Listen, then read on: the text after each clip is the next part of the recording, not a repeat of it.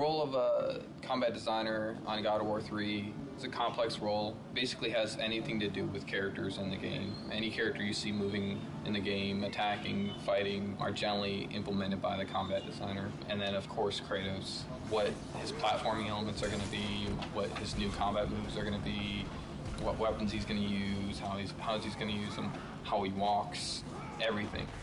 I'm here with Jason McDonald, who's a senior combat designer in God of War 3.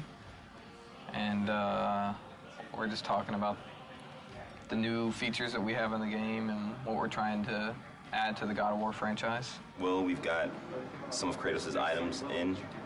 He can grab a head and he can light stuff up. Now that we can play with lighting in God of War 3, we can make the entire room dark, have enemies that are attacking you in the dark, can't be seen.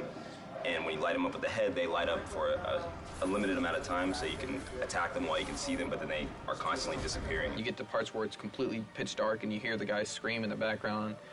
You use the Helios head to, find out where they are. The strategy gameplay, the combat side of it turns into you have to keep these guys lit to be able to hit them, otherwise you get screwed and they just destroy you in the dark. So. Definitely something we couldn't do before just because we didn't have dynamic lighting to the extent that we have it now. So we got the combat grapple in. We tried the grapple stuff in God of War 2, but since we were limited on memory and animations and things like that, we just couldn't do it, and if we couldn't do it well, then we weren't going to do it at all, so we just didn't do it.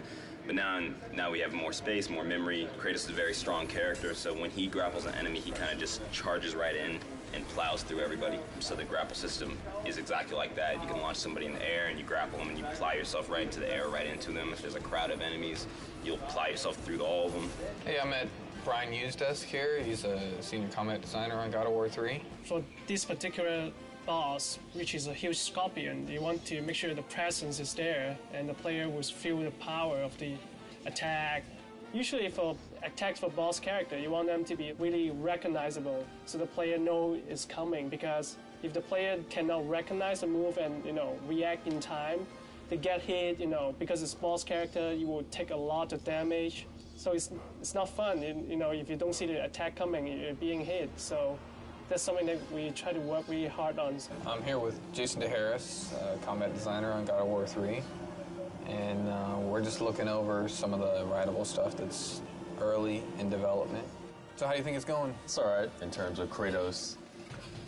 He still wants to kill this beast that's in his way to his ultimate goal. So it's not really his friend, so he's not really telling it to attack. He's just trying to kill it, and then the indirectness of that is the Cyclops reacting to his pain, pretty much. But then there's a challenge of making it feel responsive as well. So I guess it's kind of disguising that responsiveness with the pain reaction. So even the pain reaction is really a hit, actually. As you can see, we got a bunch of grunts on screen right now.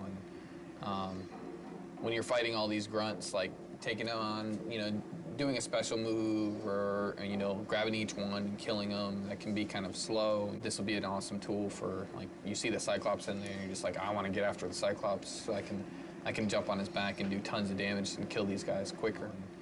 But just like any other feature, we have to prove that it's going to be fun and good.